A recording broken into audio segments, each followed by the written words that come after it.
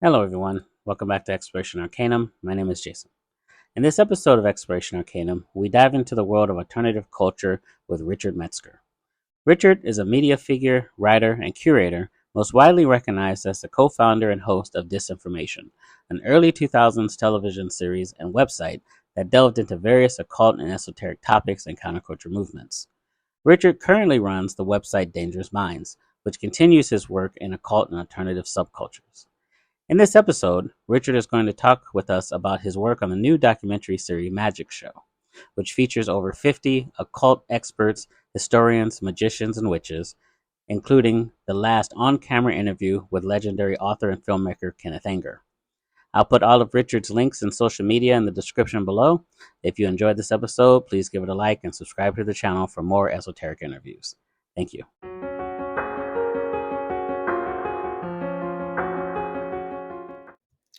Richard Metzger, thank you so much for joining me today. I really appreciate it. Like I was saying before we got started, you have such an extensive background in the esoteric and the occult and counterculture.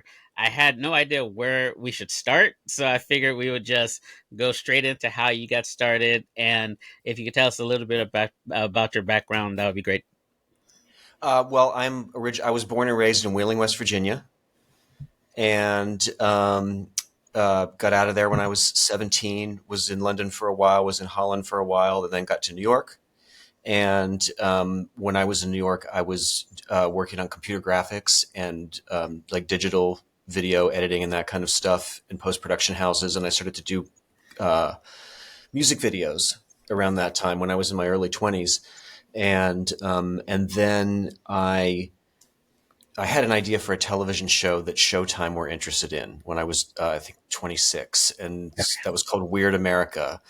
And that took me to LA, and and then I was back and forth between New York and LA for a while, but I've done a lot of stuff, and I had sort of I guess sort of a multimedia background would be the best way to describe it. And then I was hired to work. I was recommended for a job by Oliver Stone at a place called And Interactive, like AND Interactive, and in Hollywood. And I worked there, and that's where Disinformation was developed as a website. It had previously been a TV show idea that I had pitched to Oliver Stone that he was into, and so he wanted. I was sort of his producer, but he wasn't paying my salary, but I was on his project. Basically, is a good way to describe it. Right. So, what got you interested in the counterculture? Because you had a show in England for a few years, and then I read that it was going to be on the USA Network. Did that ever actually happen? Did that happen? It was supposed to be on the Sci-Fi Channel. Or okay. Sci-Fi Network. Yeah, it was supposed to be on that, which is the same company. And I think, well, I know what happened with that was the way that was sold was, when you have like a sizzle reel, as they say in the business, and so there was a sizzle reel that had various things from the show, and it was like bright and colorful, and it moved fast, and it was interesting. But the deal was made on that. They never actually said, "Can you send us full episodes?" Mm. And so when they did see what it was, they were like, they were flabbergasted, and they knew that they couldn't air it. Oh. But it was already like listed on like on like you had your satellite, the TV listings. It was already there. That's how near it was.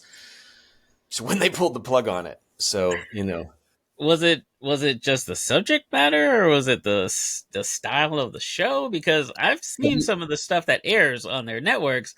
It can be pretty dark. well, now it is, but think about it 25 years ago. So, True. You're about to meet a Woodland Hills, California housewife who discovered she was leading a terrifying double life. A warning. What you're about to see may leave you sickened, stunned, and outraged. But one thing's certain. You'll never forget the story of Bryce Taylor.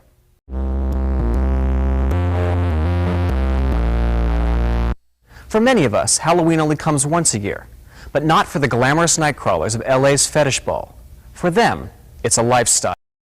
From Metropolis to Blade Runner, the possibility of a robot rebellion has haunted the popular imagination. But once mankind's out of the picture, how would the robots reproduce? Animator Mike Sullivan has a few ideas. Oh, it's pretty crazy. It's Yeah. I asked myself at the time how the fuck they thought something like that would air, but the answer was, of course, it wasn't going to, you know. But again, it was not discovered until like the very last minute. That's another thing too, is that there was an executive who was on it for a while, and he was like he was like full steam ahead. He was like, just do it like this, we just blur certain things, Right. you know. And then he was let go, and then it was put in somebody else's hands, like at the last minute. So that's how that sort of transpired. And they were like, no. Exactly. They were like, no, exactly. They, So, they they asked me to cut 25 minutes out of the first episode. oh wow. It was How long was each episode supposed to well, it be? was minus commercials. It was like 40 minutes long, you know, and Oh they wow. wanted me to take 25 minutes of it out. I was like, Okay. okay, that's not So going to work. they wanted a long commercials, basically, what they were going to leave you with. Yeah, Wow. and that was eventually put out as DVD.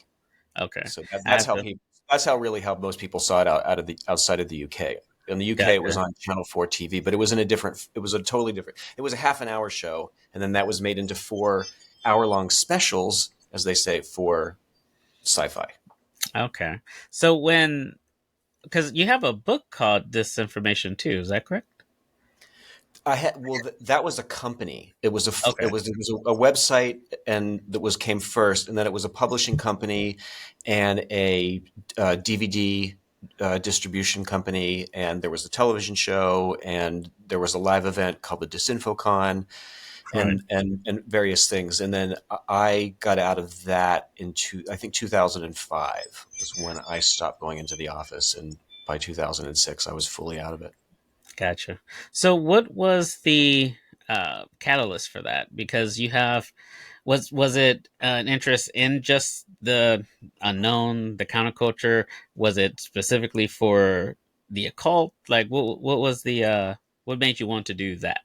Well, I would say, I mean, deviant culture in general, or sort of outsider arts culture in general, has been that's what gets me up in the morning. I'm fascinated by that kind of thing. And I was really into it when I was like a really young kid, because at the end of the 70s, you had a lot of that counterculture stuff from the 60s that was appearing in used bookstores and places like that. So I could acquire these things, for a dime on the dollar, by the time I'm like a 14-year-old or 12-year-old even. And so I was really into that kind of stuff, and punk rock, and Timothy Leary, William Burroughs, Right. Aleister Crowley. These were the things that I was like reading when I was a teenager, and the Illuminatus trilogy and stuff like that. And so I always had an interest in that kind of thing. And in the well, here's the thing, right? I don't get a chance to say this often enough, but it's actually true. Is that when Disinformation was one of many projects that I had that I was trying to pitch around Hollywood, right? So I had like kids shows, I had animated ideas, I had game show ideas, but it was that underground culture thing was the thing that got the money put behind it. Right. So that, you know what I mean? Like, I mean, my career could have gone, I think, in a lot of different directions, and including being a game show producer. Chuck Barris was one of my heroes when I was a kid. And it's interesting that you're the second person this week who's talked to me about William Burroughs and the occult. That seems to be something that is not widely known, but has a lot of it is a part of his character that a lot of people didn't know, but he actually was very deep into that world apparently. Oh yeah, no, Burroughs had a completely magical viewpoint of the world. It was almost like, he believed that it was almost like like a witch doctor type of that kind of belief, where something happened. It was because somebody made it happen. Right. Like that kind of thing. Like there were no coincidences in William Burroughs' world. Everything happened for a reason, sometimes malevolent reasons. And he Right. believed in a universe that was very alive, with gods and warring gods and goddesses and so forth. How is well the culture changed since you first got started to now? Like, have you noticed a vast difference in behaviors, beliefs, things like that? You mean underground culture or occult Yes. culture? Or? Well, let's go with occult culture. I mean, it's just more mainstream, really. I mean, I would say that it's just more mainstream. There's, it's bigger than it's ever been. It's more accepted, certainly. It's not something that, I mean, it's, if someone says that they're a witch, people aren't going to run away anymore. They might think that's kind of great, or that might intrigue them, but it's not going to make them grab their kids and say, stay away from me. It's just, Right. it's an acceptable thing. And it's been in the pop culture for so many years at such a high level, and people are interested in it too. Like the people that grew up on Harry Potter are, want more of that now in their adult years too. So I think it's mainstream. I think that's the only thing that I've seen that's really a difference is there's just more of it and more acceptance of it. Right. Well, yeah, and that's a great point because what got me started was I don't know if you ever heard of the game Mage the Ascension. Came out back in the mid-90s. I know what that is. Yeah. Yeah, and the craft was really big when I was a teenager. Everybody says that. Everybody says that. So that was my gateway drug, and I've been doing it ever since. Mm-hmm. Are you do you have a particular tradition that you practice, or is it just an interest? No, I would not say that I have any kind of particular vein that I practice in. I don't think I need to practice. I think I'm really good. I love that answer. Well, you know what? I've used it before, I have to admit, but yeah. Well, let's move into the Magick Show.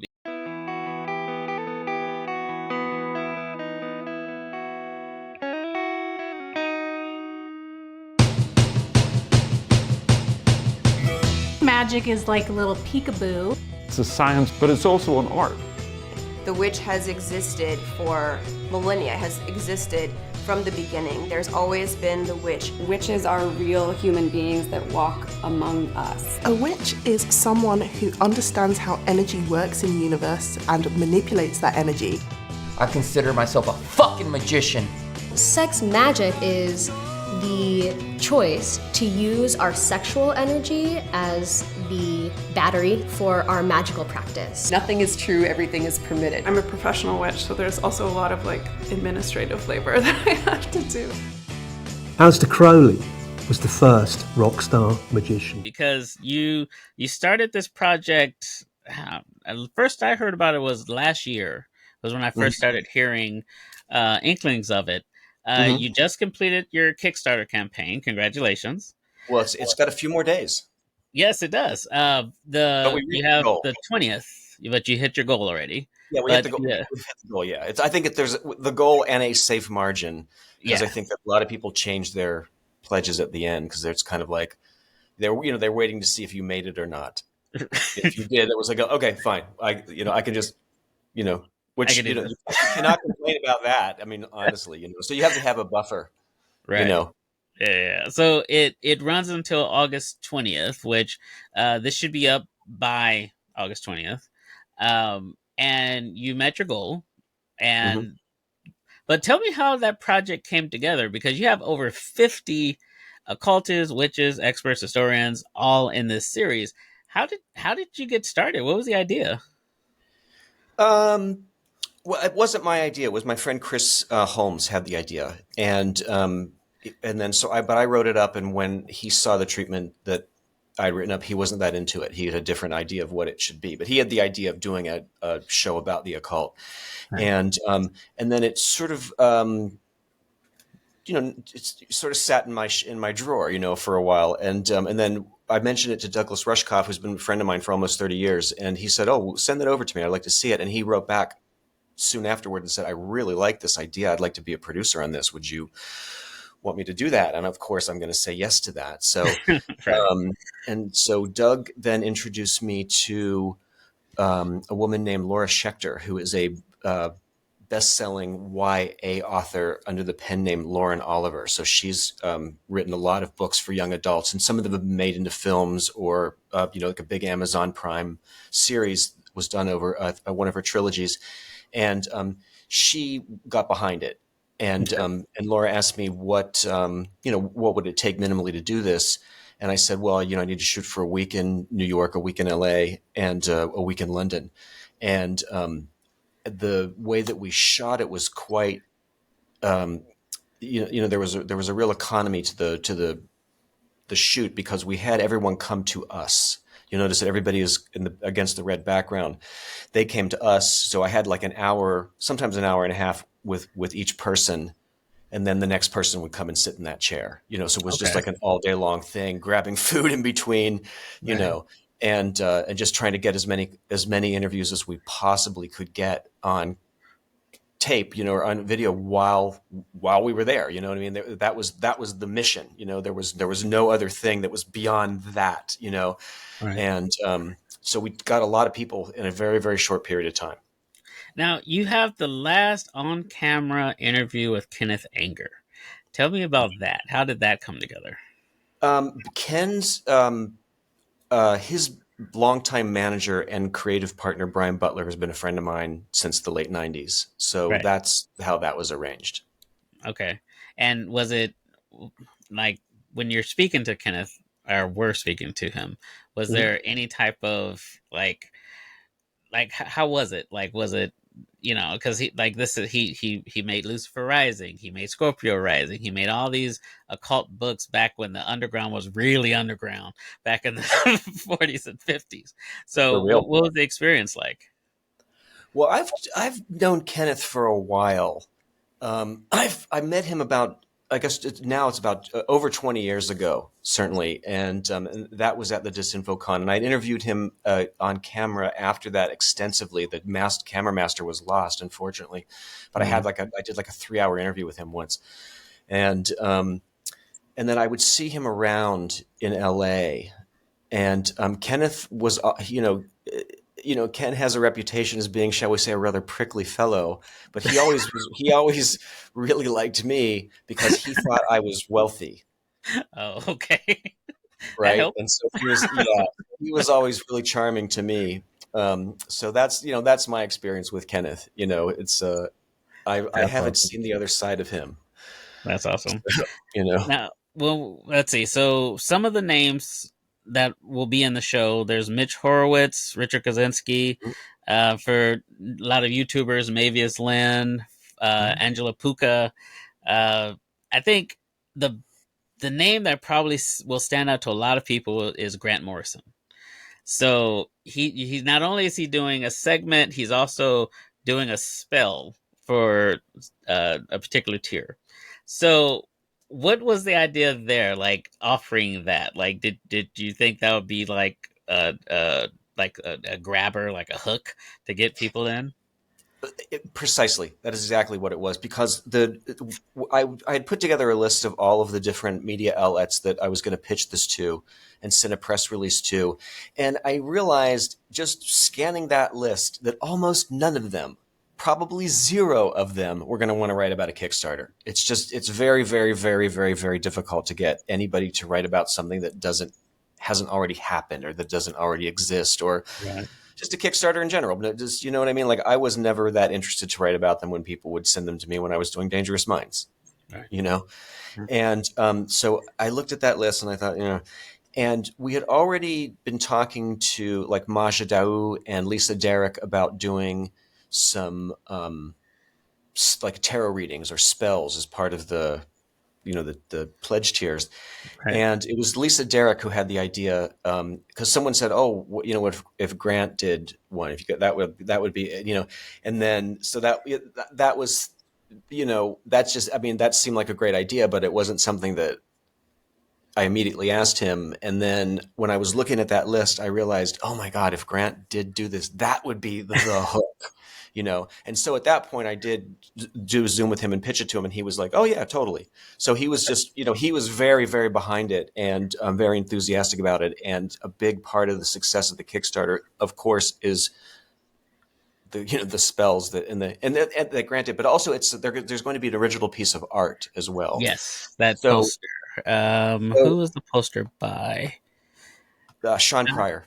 Yes, that is an amazing piece of art. No, hang on. There's two posters. Well, there's the recent comic book one. the sort of comic booky one. That's Sean Pryor, and then the other poster with the eye in the triangle, which is the same. That's coming from the opening credit sequence as well, the Magick Show logo, and that was done by Dmitry Juchin, who and Dima is an old friend of mine, and he is best known for doing that Father John Misty album cover. You know what I'm talking about? Yeah, I've seen that, and That's I love his work. Yeah, that comic. I love both of them, but the comic book poster really was like, I need to own that.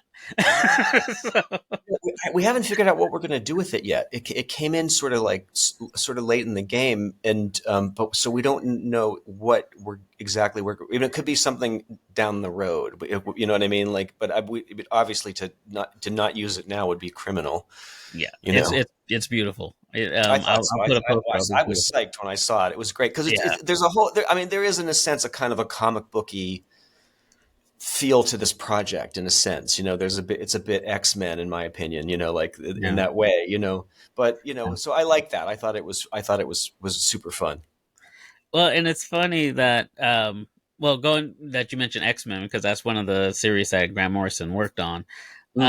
He also did the first chapter in the Book of Lies, which was kind of, what would you describe that, like an anthology of occult essays, right? Yeah, it was. That's been out for 20 years. That was just a big fat book of occult essays. It was basically stuff that I'd either found online in more recent years or that had been hanging out in a box that I'd carried around with me most of my life. You know what I mean? Like that kind of stuff. It's just stuff that I'd, razored out of magazines as well. So. Right. It's really good. It's on for anyone who wants to read it. It is on Kindle. You can get it on Amazon. And that's how I'm checking it out. Were there any challenges with getting the Magick Show organized, like logistic challenges? Yeah. To be honest, it was getting people to write back. That was the thing. It was like I would contact people and it would take weeks and weeks until people would answer emails, which I found was a really odd experience because normally it's been my experience in the past. You ask someone if they want to be on TV and you get, 10 seconds later, the email comes back to you. But people weren't responding. I thought that was to me was the shocking thing. And it was stressful because, I gave myself like 3 months, even longer to sort of, basically book everybody before we set out to, travel and around and shoot it. And people weren't getting back to me until like the last minute. I mean, I would give up on certain people and then they would write me out of the blue. Really? So it was that. Yeah. And and then ultimately I had to join. I had to get on Instagram, which I wasn't on before, to DM people there. That seemed, I had more success with that, than I did with actual email. And I'm talking about emailing somebody at their own website. They wouldn't respond. So that was a logistic hurdle that I had. Yeah, that's something I deal with in my day job. I have to try to reach people for interviews and contact, and you'd be surprised how long it takes for some people to respond. Yeah. I believe you. Are there plans for a sequel for the Magick Show? Well, it could be, who knows what's going to happen with it. That's the thing. It's like, to be perfectly honest, when I'm asked the question of, well, how are you going to distribute it? I do not know. I have not given it that much thought. My entire mindset has just been on this Kickstarter to the extent that I've hardly left the house for the last 40 days or even longer, really. Yeah. Because it takes that much sort of administration of just asking people, people asking questions and the whole thing, just trying to write blog posts and just do all the social media stuff. It's really like it's a military campaign. I got to say, it's full-time job. I didn't think it was going to be like this when I started. I don't know if I would have. Right, that's true. But when you look at the work that you put into this and the work that's been done and all these different people that you've spoken with, what do you say to like detractors who say, like, why are you showing this stuff? This stuff is evil. What do you say to those people? Because you've been covering the counterculture for so long that I'm sure you've come across those kind of comments before. Surprisingly few. I haven't Okay. had that many people sort of get in my face and say, "What are you doing this for?" or that you're an evil person. I mean, I do get those from time to time, but there can be a long stretch between people. So I think, generally speaking, I think there's a relatively positive attitude, but about what I do. But also keep in mind too that it's a self-selecting audience. It's people that want that, so they go in my direction, which is not the direction that the mainstream is going in. So, it's people, it's a self-selecting audience. So that's why I probably don't hear that much about it. But if someone did say that about this show, fuck them. I honestly don't care. I'll put that in the tagline. It just doesn't really matter to me that much. Yeah. Is it when you put these works together and you're looking at a particular subculture, how do you present it to them? Do you present it as just how this is like a documentary series, things like that? Do you present it as an inside look into their subculture? How do you present it to the people you're talking to? You mean for Magick Show? Well, let's go with Magick Show particularly. Like, what was the pitch to I think with Magick Show, most of the people that I contacted already knew me through reputation or even a mutual friend or something like that. So I think that there was an understanding of where I was coming from as a peer, not as somebody who was an outsider, but a peer. Right. So that was the reaction that I got was, generally pretty positive. And I think that's the best way. I got through to them, Yeah, no, I agree with that because I try to approach my interviews from that standpoint, because I primarily cover technology, so I'm also a tech nerd. So it's easy for me to relate to the people I'm talking to because I'm one of them, even though sometimes you got to be a little critical of who you're talking to, But it's like covering your own community. Yeah. So let's see. So magickshow.net is the link that you can go to if you want to support the Kickstarter. It goes on until August 20th. It was a pretty much go or no go type situation. Like if you didn't meet the goal, it was basically just nothing at all. Yeah, that's the way Kickstarter works. Right. And so you did that. So when can we expect the first episodes to drop? I mean, it's not going to take that long to do.